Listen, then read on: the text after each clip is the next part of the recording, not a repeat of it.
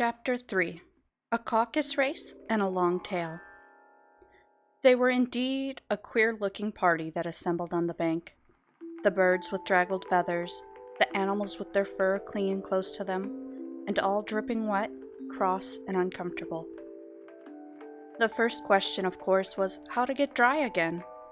They had a consultation about this, and after a few minutes, it seemed quite natural to Alice to find herself talking familiarly with them, as if she'd known them all her life.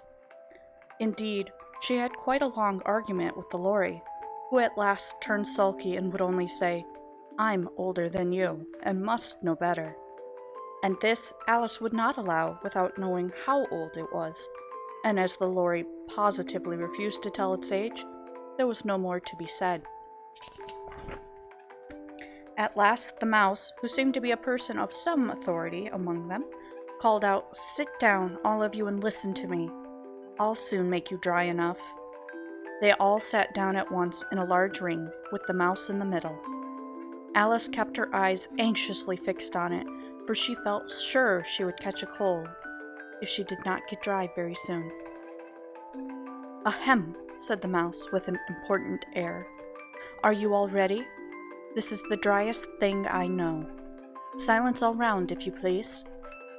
William the Conqueror, whose cause was favored by the Pope, was soon submitted to by the English, who wanted leaders, and had been of late much accustomed to usurpation and conquest. Edwin and Morcar, the Earls of Mercia and Northumbria. "Ugh," said the Lorry with a shiver. "I beg your pardon," said the mouse, frowning, but very politely. "Did you speak?"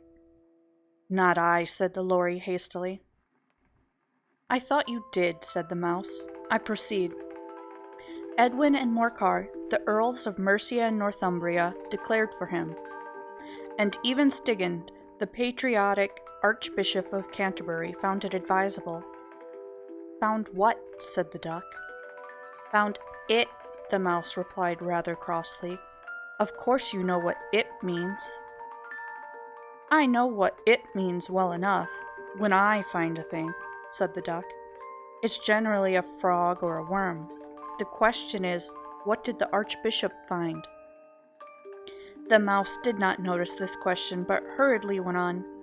"Found it advisable to go with Edgar Atheling to meet William and offer him the crown. William's conduct at first was moderate, but the insolence of his Normans— How are you getting on now, my dear?"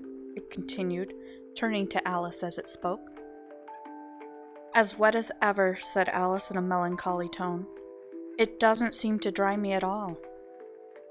"In that case," said the dodo solemnly, rising to its feet, "I move that the meeting adjourn for the immediate adoption of more energetic remedies." "Speak English," said the eaglet. "I don't know the meaning of half those long words, and what's more, I don't believe you do either." And the eaglet bent down its head to hide a smile. Some of the other birds tittered audibly. "What I was going to say," said the dodo in an offended tone, "was that the best thing to get us dry would be a caucus race."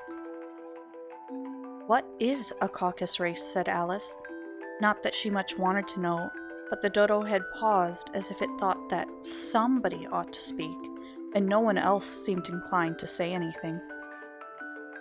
"Why," said the dodo, "the best way to explain it is to do it. And you might as well like to try the same thing yourself some winter day. I will tell you how the dodo managed it. First, it marked out a race course in a sort of circle. The exact shape doesn't matter, it said. And then all the party were placed along the course here and there.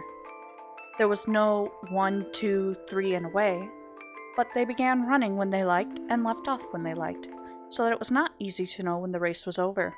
However, when they had been running half an hour or so, and were quite dry again, the dodo suddenly called out, 'The race is over,' and they all crowded round it, panting and asking, 'But who has won?' This question the dodo could not answer without a great deal of thought, and it stood for a long time with one finger pressed upon its forehead, the position in which you usually see Shakespeare in the pictures of him, while the rest waited in silence. At last the dodo said, "Everybody has won, and all must have prizes." "But who is to give the prizes?" quite a chorus of voices asked. "Why, she, of course," said the dodo, pointing to Alice with one finger, and the whole party at once crowded round her, calling out in a confused way, "Prizes! Prizes!" Alice had no idea what to do, and in despair, she put her hand in her pocket and pulled out a box of confit. Luckily, the salt water had not got into them, and handed them round as prizes. There was exactly one apiece all round. "But she must have a prize herself, you know," said the mouse. "Of course," the dodo replied very gravely. "What else have you got in your pocket?" It went on, turning to Alice. "Only a thimble," said Alice sadly. "Hand it over here," said the dodo. Then they all crowded round her once more, while the dodo solemnly presented the thimble, saying, "We beg your acceptance of this elegant thimble." And when it had finished this short speech, they all cheered. Alice thought the whole thing very absurd, but they all looked so grave that she did not dare laugh.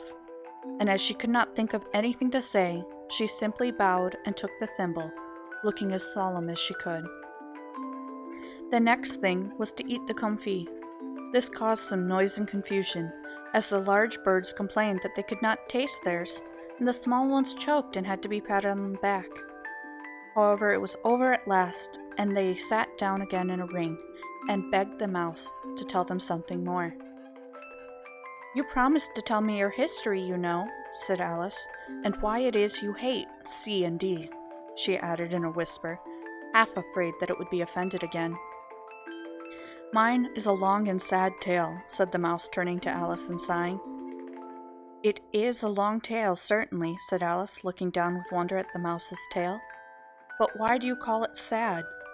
And she kept on puzzling about it while the mouse was speaking, so that her idea of the tale was something like this. Fury said to a mouse that he met in the house, "Let us both go to law. I will prosecute you. Come, I'll take no denial. We must have a trial, for really this morning I've nothing to do." Said the mouse to the cur, "Such a trial, dear sir, with no jury or judge, would be wasting our breath." "I'll be judge, I'll be jury," said cunning old Fury. "I'll try the whole cause and condemn you to death." "You are not attending," said the mouse to Alice severely. "What are you thinking of?" "I beg your pardon," said Alice very humbly. "You had got to the fifth bend, I think?"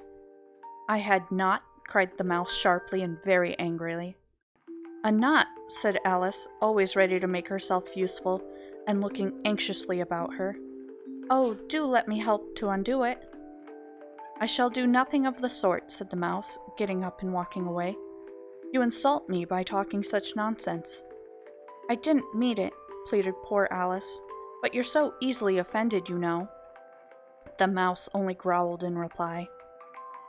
"Please come back and finish your story," Alice called after it, and the others all joined in chorus. "Yes, please do." But the mouse only shook its head impatiently and walked a little quicker. "What a pity it wouldn't stay," sighed the lorry as soon as it was quite out of sight, and an old crab took the opportunity of saying to her daughter, "Ah, my dear, let this be a lesson to you, to never lose your temper." "Hold your tongue, Ma," said the young crab a little snappishly. "You're enough to try the patience of an oyster." "I wish I had our Dinah here, I know I do," said Alice aloud, addressing nobody in particular. "She'd soon fetch it back." "And who is Dinah, if I might venture to ask the question?" said the lorry. Alice replied eagerly, for she was always ready to talk about her pet. "Dinah's our cat, and she's such a capital one for catching mice you can't think. And oh, I wish you could see her after the birds. Why, she'll eat a little bird as soon as look at it." This speech caused a remarkable sensation among the party. Some of the birds hurried off at once.